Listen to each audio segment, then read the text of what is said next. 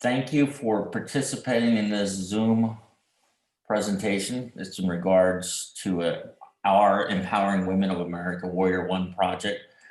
And we're talking tonight about coronavirus pandemic, child sexual exploitation with the cryptocurrency and the dark net. It's a lot of information to cover, but I'll try to keep it simple, not get too complicated with the technical aspects of it. But I do want to express how big this is. Since COVID-19 has affected all our lives, it has also affected children, and the sexual exploitation of children and women are pretty crazy right now. As of probably a month ago, there's 45 million online photos and videos of children, some as young as 3, that are being abused sexually or tortured. And some of this violence depicts sex slavery as well. So it's a global issue. It's horrible. These online predators are on the dark and the deep web, and we'll talk about that a little bit more later on. But law enforcement really doesn't have the ability to track all these predators, and it's become a very complex scenario because they just cannot get caught with all the encryption software and the search engines. There's just thousands of them. It's pretty incredible what you see out there. Right now, because of COVID-19, children have their phones on them. They're operating their smartphones with cameras. They're using their computers. They're not being checked. So children are isolated. They're not really being monitored by parents or teachers like the old days. So with that being said, there's going to be a little bit of a basic stumble to get to where we need to go with this conversation about child sexual exploitation. But the COVID-19 has really did a lot of damage to our society throughout the world. And New Jersey, online child exploitation is up 75%. New York has advertisements on the dark web for child and women, or children and women, being sexually traded, and they're advertising virus-free, willing to wear a mask and gloves during the acts. So that's how serious this is. There's an uprising in community and faith-based organizations linked to human trafficking throughout the world. So 1 out of 5 children are sexually propositioned through platforms and social media. So if you can imagine 1 out of 5 children, that is incredible numbers. Now, with that being said, you have an uprising webcamming, just like what we're doing now. Can you imagine if we were pedophiles or criminals? We would basically exchange photos and illicit pictures and do odd things on this meeting. So there's opportunity. Just to give you an example, from January through June 2020, there's a 90% increase in online enticements of cyber tip line. Basically, people calling in, parents calling in, saying my kid's been enticed by an online predator. And that's huge. And that's during this COVID crazy stuff. So what is the deal with this COVID-19 and child sexual exploitation, though? We know the schools are closed. Most of the schools are closed. They're starting to reopen, but teachers actually were great reporting mechanisms. They could sense the behavior of basically kids being abused. They sense the isolation. They sense the withdrawal from the other students. So without those teachers reporting, basically we have a huge influx of children being subjected to these crimes. There's now an increase in incest, family violence, and sexual abuse with ongoing lockdown. So you have the stress level of no jobs, you have the stress level of schools not being open, the stress level of cabin fever, so all these things. And if you have a dysfunctional family environment, you're going to have an issue with children being abused at home, either violently or sexually. Now, of course, we do have travel restrictions. Now, those travel restrictions actually aided and abetted online child pornography. Now, can you imagine pedophiles actually having to go into the computer to find their deviant behavior? Basically, instead of traveling, they just go online, and that's where the sale of pornography, the violence, the sextortion is happening. So there's an economic increase with these pedophiles because they're trading and selling these products. Now, also, there's a big increase in sextortion where the handler or the pedophile basically manipulates a child or a woman to do certain things. And then if photos are exchanged that are inappropriate, the handler threatens to put it online, all social media platforms. So the person, the victim, continues the behavior or goes further and meets the predator at a certain destination and then actually participates in a physical relationship. So it could be increase in, extortion or sextortion. It could be pressure by family, just, being isolated. It could be pressure by money or social attention or the enticement of drugs. There's an incident in Virginia where college students have been basically providing sexual material for drugs, and the drugs will be dropped off at the door. So it's incredible what we're going through right now in this society. Now, the reason why children are sexually exploited is we're in uncertain times. We have child anxieties, we have adult anxieties, and children are unsupervised. There's lack of parental guidance, there's a lack of restrictions on the computer, no oversight your phones. There's no or little conversation about the risk, and there's no privacy settings for social media. And of course, the isolation and little parent involvement means that these kids are going to gaming room sites. These kids are going to social media sites, and they're actually communicating with these handlers or these molesters or child pedophiles. And the pedophile can hide his identity, change his age group or whatever. He can fake all this stuff, unbeknownst to the child, thinking that he or she is talking to a 12-year-old or a 13-year-old, is actually talking to an adult male who's basically preying on this potential victim. So we have all those uncertainties going on.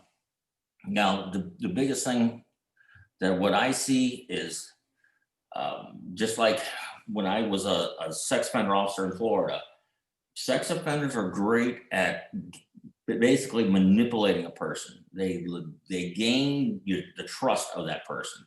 Casual contact, social contact, again, the chat rooms, the gaming rooms, they befriend the child or the victim. And then once they befriend them, things start happening. They have a sexual conversation. Then eventually they exchange images of each other. And that's again where the sextortion comes up, where there's threats of the images being posted on social media. So the victim goes along to get along to avoid the embarrassment of those sexually explicit photos online. And of course, that leads to physically meeting the child in person, which is a risk for human trafficking or child sex trafficking. So all these things are going on, and it can go quickly. It can go 0 to 100 miles an hour in a day or two, just because the child isn't mature enough to stop doing what he or she is doing, or afraid to be embarrassed about the videos or the pictures or whatever. Or the child could be curious. So it's all parental discussion, all parental guidelines and boundaries that we need to set for these kids. So that being said, you have an internet that's out of control, and the internet is out of control because we used to control it prior to the Obama days. The U.S. government, through the Commerce Department, controlled the internet up to President Obama, and then President Obama handed it over to the Internet Corporation Assigned Names and Numbers. It's called ICANN, ICANN, and that formed in 1998. It's a nonprofit, and it helps develop policy. The problem is it's not a regulatory issue or a government. It's not a regulatory body where they can provide sanctions for somebody who violates stuff or violates the ethics of our society. And it's open to everybody. It's borderless. So it's made up of global governments, corporations, individuals. So it's all over the place. And I believe Senator Ted Cruz from Texas opposed handing over the internet to this nonprofit company out of California, which is understandable. Now we see problems in our political arena with the Federal Communications Commission, FCC, the authority of Section 230, I believe, and that's the Communications Decency Act. So the Communications Decency Act basically gives immunity to like Facebook, Twitter, all these other platforms for basically moderating content.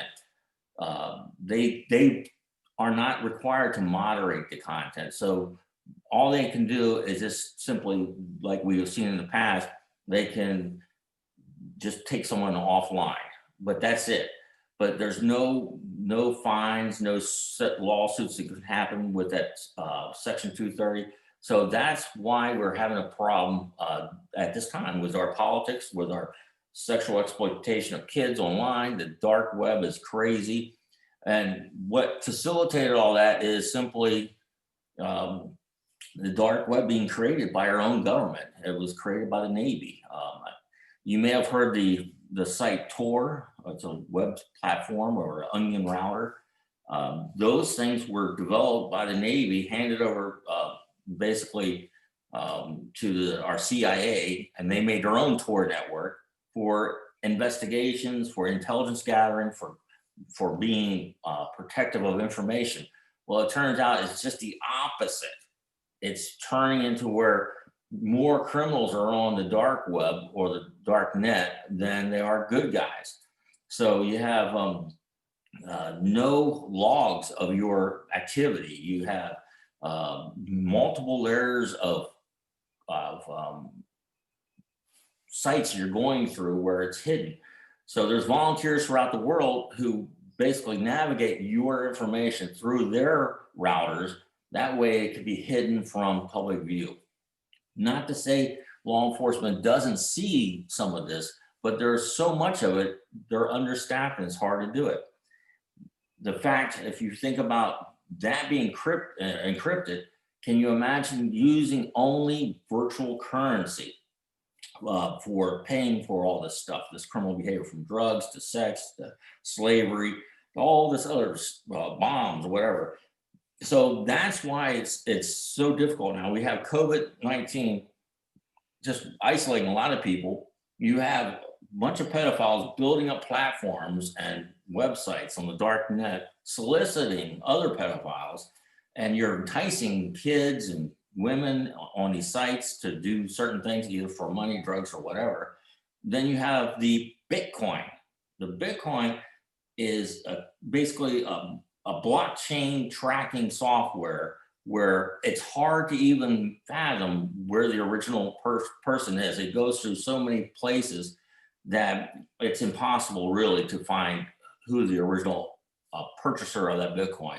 Give you an example, I think of December, of Bitcoin, one Bitcoin was worth $18,135. So you can imagine the money going into the dark web, and everything's a fee. So if I wanted to go to the dark web and go to a certain site, I would have to pay a fee to just even observe. And that's where they get the money. That's why it's such a multi-billion-dollar operation. Now, the negative aspects, of course, are fraud. You know, as a bank investigator, I see a lot of fraud, and I see Bitcoin use or virtual currency use. You could be anonymous. There's a global criminal market. There's a global criminal appetite for children and pornography. You can have a false identity or impersonate somebody. You know, who's to know? No accountability, no government oversight, other than once in a while you see the FBI or Joint Task Force blocking a site or taking a site down. and that's it. But there's so many, just like the Silk Road was taken down years ago, probably 100 other types of Silk Road websites came up in place of it. So the biggest thing is now you have a subscription based service and commercial sex traffickers keeping the sites funded. So how a pedophile does their evil doings is simply a pedophile will have to share sex photos or videos or something with another pedophile person. That pedophile person has to invite the first person into the website. I just cannot Google it and look up child sex and come up with it. You have to actually be invited. So they basically question you. Are you motivated? Are you willing to share photos? What photos do you have? Are you willing to pay? Tell me about your appetite for children and what is it like? Do you glamorize these children? What's your arrest record? What is going on with your brain? And why would you want to be in this website? And that's what they do. That's why it's hard for law enforcement to get in these pedophile sites, excuse me, because it's invitation only most of the time, and you pay a fee, and you have to share sex videos or photos of children yourself. So you don't want to incriminate yourself, you don't go on those sites.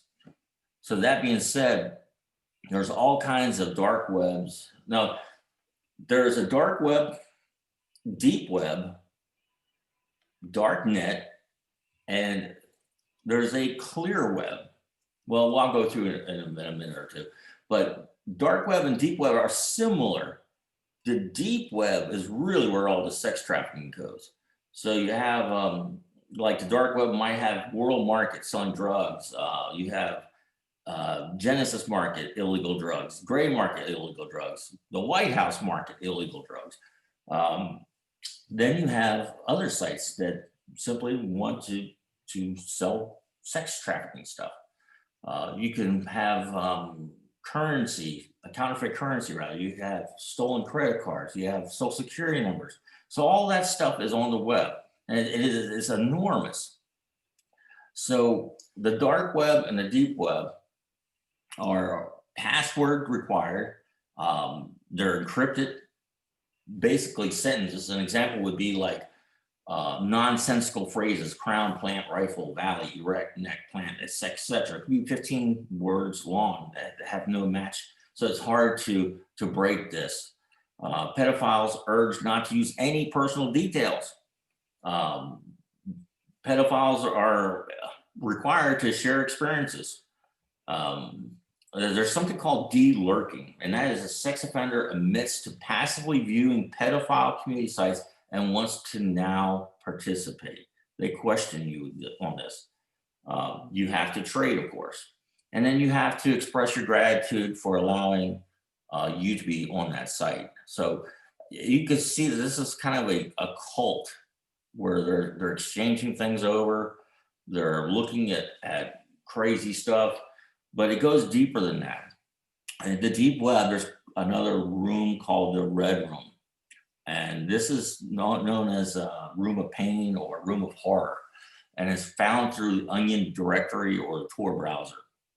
And if you know how to, what a VPN is, it's a virtual number. It's another layering crypto requirement where you basically put in a code that is always changing. And that way they can keep their sites private. Transactions are always paid in cryptocurrencies. It's always soliciting live stream recordings and videos of torture, mutilations, assassinations, murders, child rapes, mutilations, and they're real. There's 3 of them that I know of, and there's Shadow Web, Mariana's Web, and Real Snuff. So all those are horrible sites. It goes deeper into the psyche of a criminal mind. And this is a very expensive site. So you have to be a real professional pedophile or someone of criminal intent to go to this site. The random person will not find the site. So that being said, the federal government does seize websites, like I indicated earlier, and it's incredible because you have Europol working with FBI, DEA, even the Postal Service, the Marshal's Office. So people in Mexico or law enforcement in Mexico is working on this all over the country, or I'm sorry, all over the world. So you can see that there is a big interest in it. Now, anonymous social media sites that are linked to the deep web, and believe me, I was surprised to even find this out. Facebook has an anonymous deep web account, and that's incredible. So it could be that you don't want to be tracked. I don't know, but you have Facebook, you have Secure Share, you have Galaxy 3, Onion Social, Reddit, Middle Earth. That sounds like a gaming platform, but it's not. It's for selling illegal stuff. And then Dark World, Dread, and Connects. All these kind of fancy names, kind of exciting sounding names, really are enticing. And a parent, if you saw a child go on Middle Earth, you would think it would be just a simple game, but it's not. It's an actual illegal site. So conclusion would be predators are after sex photos and videos more aggressively because of COVID-19. Police forces are cut, numbers are down, investigators are very few and far between. You have to be an expert of this type of investigation. This is online stuff. This is like really deep stuff. And you really have to understand that it's changing every day. So with exchanges of virtual currency, the weaknesses of our laws that haven't caught up to our technology, the turmoil, our political turmoil, COVID-19 turmoil, we have a major problem with sex offenders preying on these poor kids during this time period. There's little to no restrictions on any of these sites. Sometimes there's peer pressure. Sometimes these kids get peer pressure from one another. There's enticement of money, drugs, adult attention. And of course, child predators are always on gaming sites, and they love to capture video conferences of children images. So you have that along with extortion of child sex videos. There's a lot of things going on. So that being said, how do we stop sex abuse and trafficking? One thing is we don't let our kids be isolated. We get to know our child and we get to know our child's friends. We restrict access to the web. We restrict and monitor phone calls. Talk to your children about the risk of social media and gaming sites. The government has to take back control of the internet. That's a huge one. FCC regulates and sets up punishment for abusers. International cooperation across the borders, anti-trafficking, anti-child exploitation sanctions. You sanction the country that allows it. Increase cyber investigations by tenfold, 100-fold. Then you have to train and have ongoing training of the investigators on technology and the rapid changes of the dark net. Basically, I would highly recommend we close down the dark net. There's no need for it. There is absolutely no need for it. It enables criminals to do their bidding, and it creates victims. That is about it. Any questions from the audience? Any comments?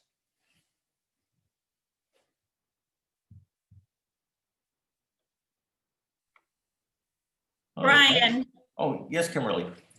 Yes. How are we tracking these criminals online? Is there more to just tracking an IP address?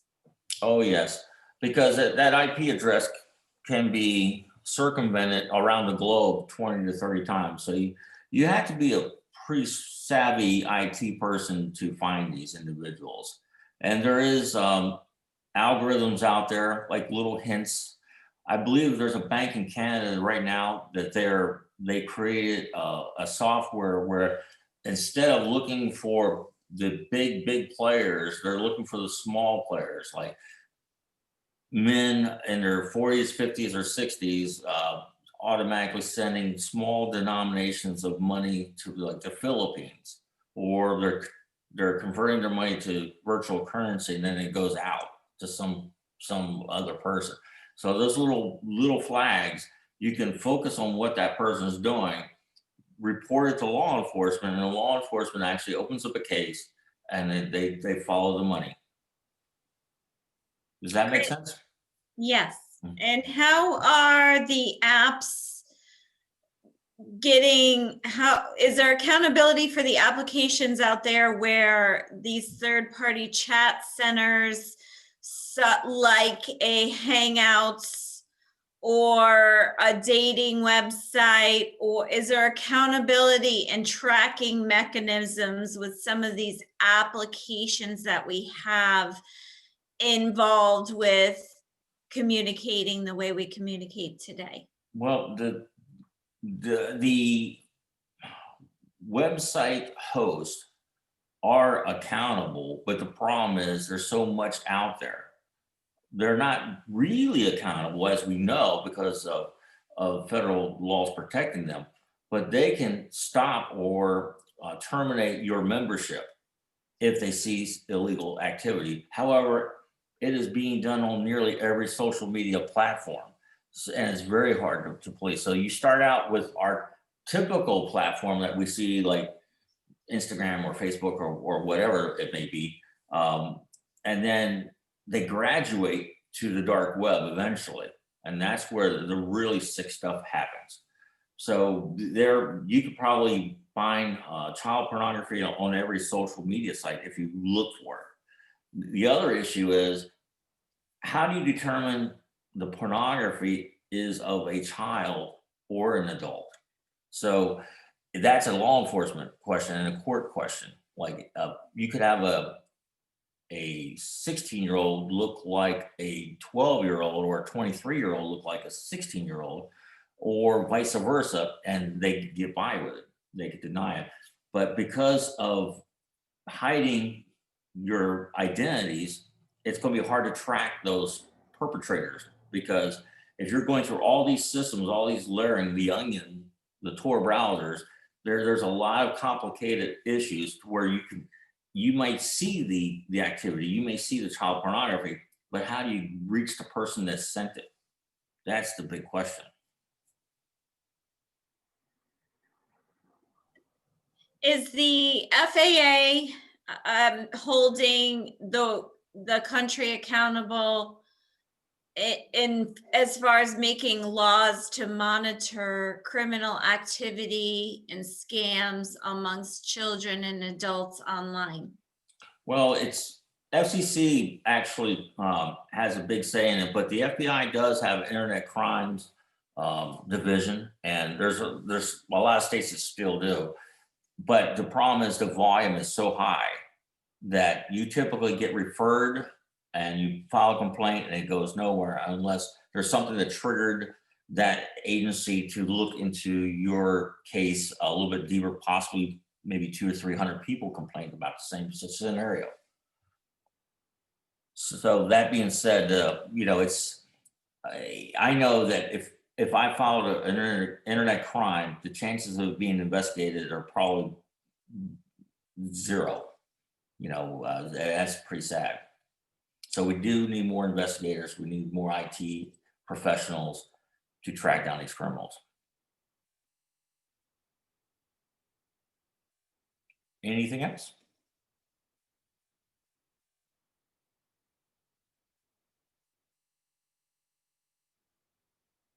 Okay, well, no other questions.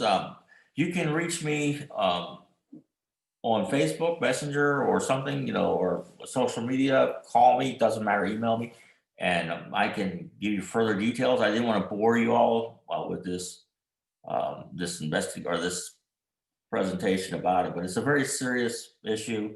COVID-19 has had a negative impact on our society, and it has enabled criminals to go amok with our kids. So hopefully we can regulate this and close down the dark net. Have a good evening. Take care. Bye.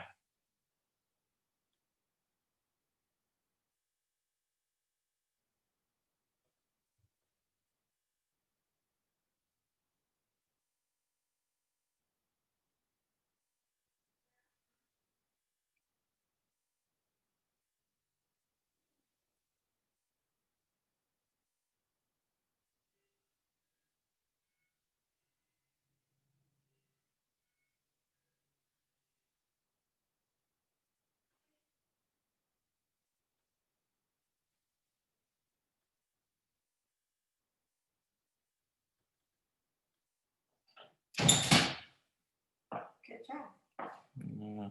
Wonder how I can, Just exit out because you're still recording. Right there at the bottom, but I right? want to save it. How do you save it?